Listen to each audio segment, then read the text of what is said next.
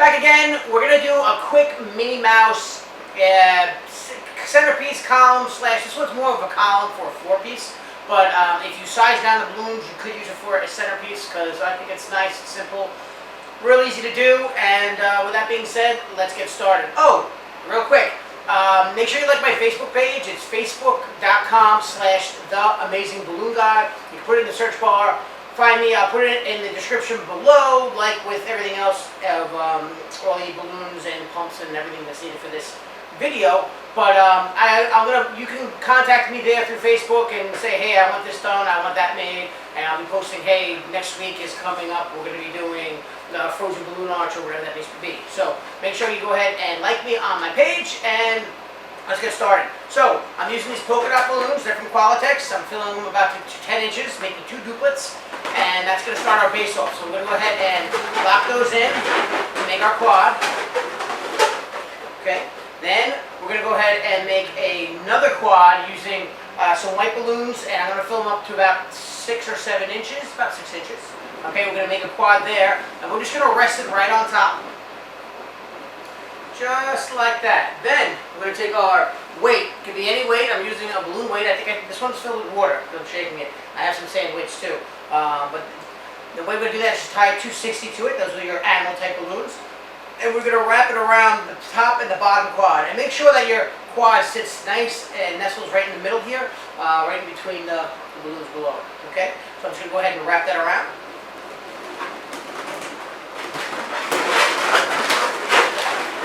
And tie it.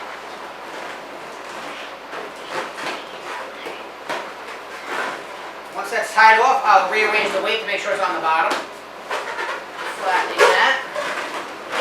And this is your weight here. I'm just going to pull that on the bottom. And now we have our simple base. So with that being said, we're going to go ahead and start the top part. Like I said, really easy, simple. This will be done. Each of the pieces should take you like 10 minutes after you get the first one down. So before we go ahead and do the topper, I'm going to go ahead and show you the curly Q. There's a video on it, how I show you how to make it. I just saw a different video. I think the balloon gal does it. And all you do is take a 260. I did it with a clip, but you can do it with 260. You tie it to the pole, and you take your other 260 and you just put it in there. I'm just going to hold this right on the end. So I'll show you what I mean. You just pull that up, and you take the end of it and slide it in there.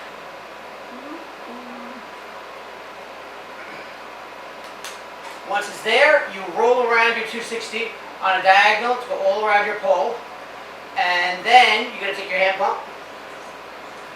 Slide that on. And normally you could blow up the 260 first, but I'm not doing it here. I'm just going to hold it with one hand. I'm going to go ahead and pump it all the way up here, and that's going to give you your curly Q. Okay? So you're going to detach it and tie that on. Now that we have our curly Q, let's go ahead and do the top part. Alright, so our top part is just a mini head. We have to use helium for this one. Okay? And I just put a quad underneath. And what we're attaching the mini head with is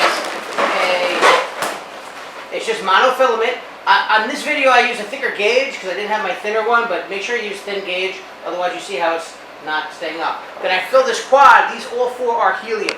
Okay? These are blown up just about to about 9 to 10 inches. And we're going to do the same thing how we always attach all our quads to columns. We're just going to stick it right in between and then rotate this balloon and this balloon. Pulling down on the mini head at the same time. And that's going to lock her in. Okay? Then underneath that, we're going to go ahead and make a quad using 5-inch balloons blown up to about 4 inches.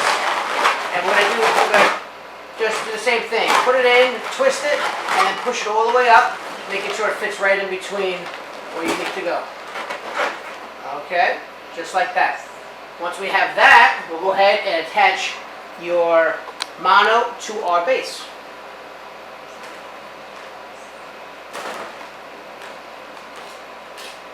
And see with the mono, it's thicker gauge, it kind of creases, but it'll still be good for the video.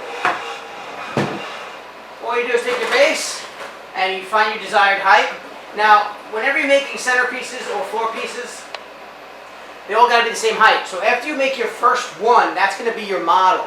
I don't know if you guys ever played the telephone game. You tell one person one thing, it goes around 10 times, it's a different one. So don't make this one, then make another one next to it, another one next to it, because they gotta start going down and up and all around. So make one and then copy that same one with the height on making sure your top balloons match on every single one you do, and then you could put this one as the last one. But anyway, so we tie that, we're just wrapping our mono in around our column, finding out the height that you want.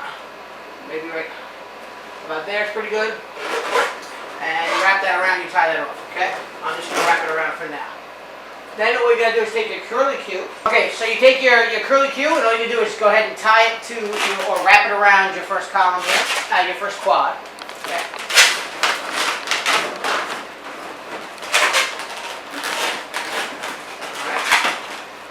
All you're going to do is wrap it around, and then you don't need to tie the top one, you just stick it in there. If you tie it in there, it could pull down the balloon.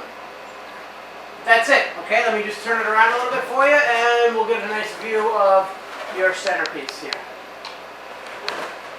Minnie Mouse column done in 10 minutes.